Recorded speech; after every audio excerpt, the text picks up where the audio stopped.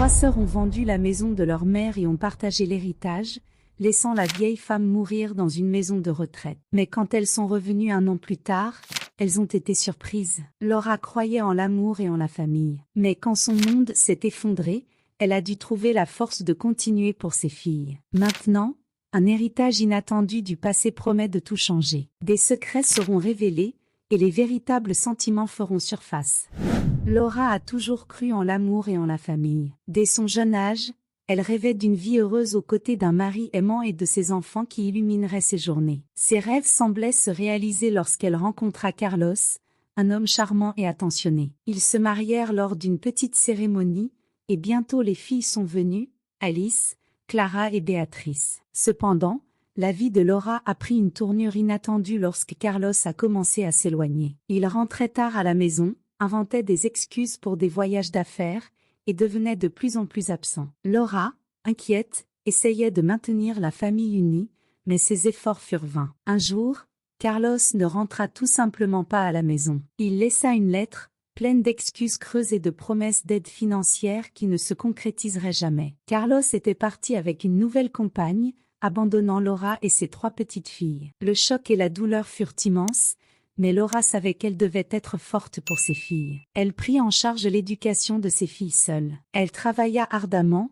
souvent à 2 ou 3 emplois, pour s'assurer qu'Alice, Clara et Béatrice aient tout ce dont elles avaient besoin. Laura sacrifia ses propres rêves et désirs pour offrir une vie digne à ses filles. Elle les éleva avec amour et discipline, faisant toujours de son mieux pour cacher sa propre douleur et désillusion. Les années passèrent et les filles grandirent. Alice, l'aînée, devint une femme ambitieuse et déterminée, toujours en quête de succès dans sa carrière, mais avec un vide émotionnel qu'elle ne parvint jamais à combler. Clara, la cadette, était la plus pragmatique et rationnelle des trois, cherchant toujours des solutions rapides à tout problème, mais développa une vision cynique de l'amour et de la famille. Béatrice, la benjamine, se distinguait par sa beauté et son charme, les utilisant pour obtenir ce qu'elle voulait, mais sa superficialité cachait une profonde insécurité. Malgré les efforts de Laura, les filles développèrent un ressentiment profond envers leur mère. Elles la blâmaient pour le départ de leur père et les difficultés qu'elles avaient rencontrées dans leur enfance. Pour elles,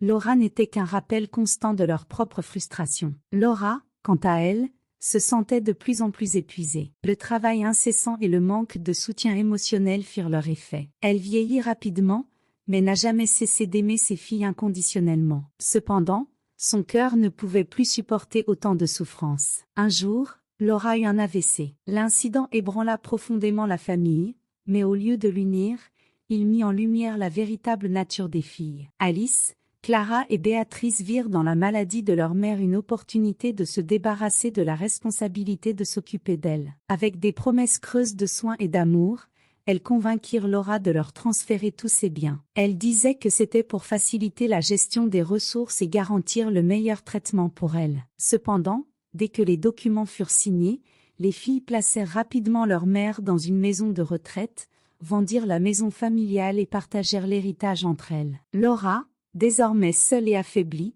vit son monde s'effondrer. La maison où elle avait élevé ses filles, remplie de souvenirs, fut vendue. Les promesses de soins et d'affection se révélèrent être de cruels mensonges. Elle fut laissée pour mourir dans un endroit étrange, entourée d'inconnus. Pendant ce temps, les sœurs poursuivaient leur vie, chacune essayant de gérer ses propres problèmes et ambitions. Le lien qu'elles avaient avec leur mère s'était complètement détérioré, et elles la visitaient rarement. Un an passa. Laura, toujours résiliente, réussit à s'adapter à sa nouvelle réalité, mais la douleur de l'abandon la hantait encore. C'est alors qu'un retournement de situation inattendu changea tout. Elle reçut un appel de sa sœur, qui avait émigré aux États-Unis il y a de nombreuses années. La nouvelle était surprenante. La sœur s'était mariée à un homme riche, et maintenant décédé, elle avait laissé un héritage considérable à Laura. Cette nouvelle information réveilla quelque chose chez les filles. Elles, qui se souciaient peu de leur mère, virent dans cet héritage une chance de récupérer ce qu'elles considéraient comme leur droit. Ce qu'elles ne savaient pas,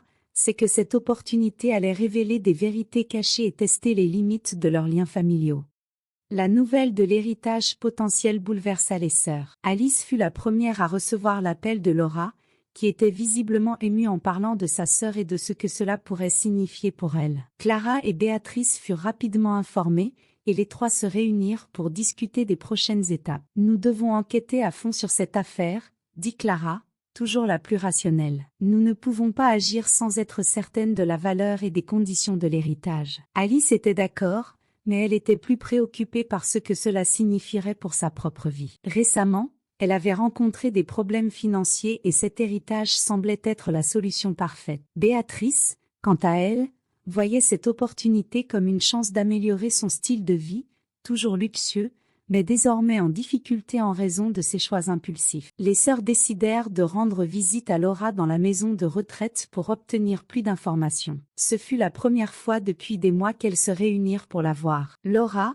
visiblement affaiblie, mais avec une lueur renouvelée dans les yeux, les accueillit avec un sourire. « Maman, raconte-nous en plus sur cet héritage » demanda Alice, essayant de paraître intéressée et affectueuse. Laura expliqua que sa sœur, qui avait émigré de nombreuses années auparavant, s'était mariée à un homme très riche. Ils avaient vécu heureux pendant de nombreuses années, mais malheureusement, tous deux étaient décédés, laissant un héritage substantiel. La sœur, dans son testament, avait tout laissé à Laura, sa seule parente vivante. « Nous devons voyager aux États-Unis pour régler cela, » dit Clara, en examinant les documents que Laura leur avait remis. « Mais nous devons tout être ensemble pour cela. » Laura accepta, mais imposa une condition, elle voulait que ses filles la traitent avec plus d'affection et de respect. Elle en avait assez d'être vue comme un fardeau. Les sœurs promirent de faire de leur mieux pour améliorer leur relation avec leur mère, mais, intérieurement, elles étaient plus concentrées sur l'argent qu'elles pourraient obtenir. Le voyage aux États-Unis fut planifié, et les trois sœurs commencèrent à travailler pour obtenir les documents et autorisations nécessaires. Pendant ce processus, Laura observait ses filles avec un mélange d'espoir et de méfiance. Elle voulait croire qu'elle recevrait enfin l'affection et le respect qu'elle avait toujours souhaité, mais elle ne pouvait ignorer l'historique d'égoïsme et d'insensibilité qu'elles avaient démontré au fil des ans. Le voyage aux États-Unis fut marqué par des tensions. Alice, Clara et Béatrice se disputaient constamment sur la répartition de l'argent et sur la manière dont chacune devait utiliser sa part. Laura, silencieuse, observait tout, attendant le bon moment pour révéler ses véritables sentiments. À leur arrivée aux États-Unis, les sœurs furent reçues par un avocat qui leur expliqua tout le processus. Elles devaient signer certains documents et résoudre des questions bureaucratiques avant d'accéder à l'héritage. Pendant cette phase, Laura insista pour être présente à toutes les réunions, exigeant d'être traitée avec respect et dignité. Alice, Clara et Béatrice commencèrent à réaliser que regagner la confiance de leur mère ne serait pas aussi facile qu'elles l'avaient imaginé. Laura, désormais plus déterminée et consciente de sa valeur, n'était pas disposée à être traitée comme avant. Elle voulait voir un véritable effort de la part de ses filles pour changer leurs attitudes et montrer une affection sincère. Peu à peu, les sœurs commencèrent à comprendre l'importance de leurs actions et de leurs paroles. Elles devaient faire plus d'efforts pour regagner leur mère, non seulement à cause de l'héritage, mais aussi pour racheter les erreurs du passé. La relation entre elle et Laura commença à s'améliorer, mais il restait encore un long chemin à parcourir. Les semaines suivantes furent un test de patience et de détermination pour les sœurs. À chaque réunion avec l'avocat, de nouveaux détails sur l'héritage émergeaient, augmentant l'anxiété et les attentes. Laura, cependant, resta ferme dans ses exigences. Elle voulait voir des changements réels dans les attitudes de ses filles avant de faire un pas supplémentaire. Alice, Clara et Béatrice commencèrent à passer plus de temps avec Laura, essayant de comprendre ses besoins et ses désirs. Elle l'emmenait en promenade, déjeunaient ensemble et passaient même des soirées à discuter du passé. Ces interactions commencèrent à adoucir les angles d'une relation usée. « Je me souviens de quand nous étions petites, maman nous emmenait toujours au parc, » dit Béatrice, nostalgique, lors d'une de ses promenades. « J'ai toujours adoré ces après-midi. » Laura sourit, mais son regard était lointain. Elle savait que ces moments de tendresse faisaient partie d'un effort conscient de la part de ses filles pour regagner sa confiance, mais il y avait une sincérité croissante qu'elle ne pouvait ignorer. Pendant ce temps, les sœurs continuaient de régler les questions bureaucratiques de l'héritage. Elles devaient présenter une série de documents et prouver le lien familial avec la sœur décédée de Laura. Ce processus fut compliqué et épuisant, mais les sœurs s'unirent autour de l'objectif commun. Au fil des semaines, Laura commença à partager davantage de ses souvenirs et de ses sentiments. Elle raconta les sacrifices qu'elle avait faits au fil des ans, ses espoirs et ses frustrations, et la douleur de voir ses filles s'éloigner émotionnellement d'elle. Vous avez toujours été ma plus grande joie, en même temps, ma plus grande douleur, dit Laura un soir, alors que les 4 étaient assises dans le jardin de la maison de retraite. Je n'ai jamais voulu que vous viviez ce que j'ai vécu, mais j'ai fait de mon mieux. Les sœurs restèrent silencieuses, réfléchissant aux paroles de leur mère. Elles réalisèrent à quel point elles avaient été injustes avec Laura, la blâmant pour des choses qui échappaient à son contrôle. « Maman, nous sommes vraiment désolés pour tout, » dit Clara, la voix étranglée par l'émotion. « Nous voulons faire les choses correctement maintenant. » Laura acquiesça, mais maintint ses exigences. Elle voulait voir un véritable engagement de la part de ses filles avant de leur faire confiance à nouveau. Elle exigea la restitution de ses économies et l'achat d'une nouvelle maison, où elle pourrait vivre dans la dignité et le confort. Alice, Clara et Béatrice savaient que ce serait un défi, mais elles étaient déterminées à prouver leur amour et leur respect pour leur mère. Elles commencèrent à chercher une maison adéquate et à réunir les ressources nécessaires pour rendre les économies de Laura. Pendant ce processus, elles rencontrèrent diverses difficultés, des problèmes financiers aux conflits internes. « Nous devons faire cela pour maman », insistait Alice, la plus déterminée des 3. Elle mérite bien plus que ce que nous lui avons donné jusqu'à présent. Pendant ce temps, Laura observait ses filles avec un mélange d'espoir et de prudence. Elle voulait croire que le changement était réel, mais savait que seul le temps pourrait prouver leur sincérité. Les sœurs, quant à elles, commencèrent à réaliser que ce voyage était plus qu'une simple récupération d'un héritage, c'était une opportunité de racheter leurs erreurs et de reconstruire les liens familiaux. Enfin, après des semaines de recherche, les sœurs trouvèrent une maison qui semblait parfaite pour Laura. C'était une maison accueillante, avec un jardin spacieux et située dans un quartier calme. Elles s'unirent pour réunir l'argent nécessaire et rendre les économies de Laura, remplissant ainsi la promesse qu'elles avaient faite. Le jour du déménagement, Laura était visiblement émue. Elle n'arrivait pas à croire qu'après tant de souffrance, elle avait enfin la chance de recommencer. Les sœurs firent de leur mieux pour rendre le nouveau foyer confortable et accueillant, décorant la maison avec des photos de famille et des objets qui rappelaient de bons souvenirs. La relation entre Laura et ses filles s'améliora considérablement pendant cette période. Elles commencèrent à apprécier davantage le temps passé ensemble et à se soutenir mutuellement. L'héritage, qui semblait au départ être le principal objectif, devint secondaire par rapport au renforcement des liens familiaux. Cependant, la vérité sur l'héritage n'avait pas encore été entièrement révélée. Laura savait qu'il était temps de tout raconter à ses filles,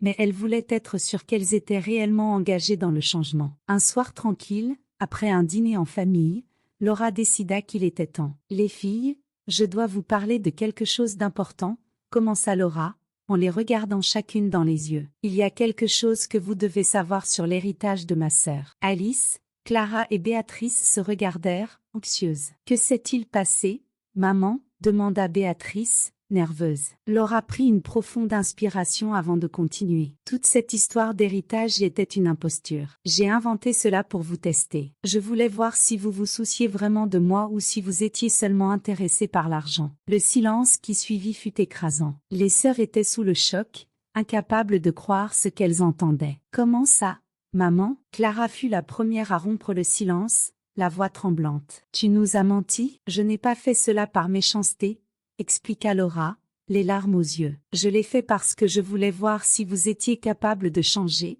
de vraiment vous soucier de moi. J'étais fatiguée d'être vue seulement comme un fardeau. » Les sœurs restèrent silencieuses, absorbant la révélation. La colère initiale laissa place à une profonde introspection. Elles réalisèrent que le voyage qu'elles avaient entrepris ne portait pas sur l'argent, mais sur la reconquête de l'amour et du respect qu'elles avaient perdu au fil des ans. « Maman, nous sommes vraiment désolés pour tout, » dit Alice en s'approchant de Laura et en lui prenant les mains. « Nous t'aimons et nous voulons faire les choses correctement, indépendamment de l'argent. » Clara et Béatrice acquiescèrent, rejoignant Alice et Laura dans une étreinte collective. La révélation de leur mère avait exposé leurs véritables intentions, mais leur avait aussi donné l'opportunité de prouver que l'amour et la famille étaient plus importants que n'importe quel héritage.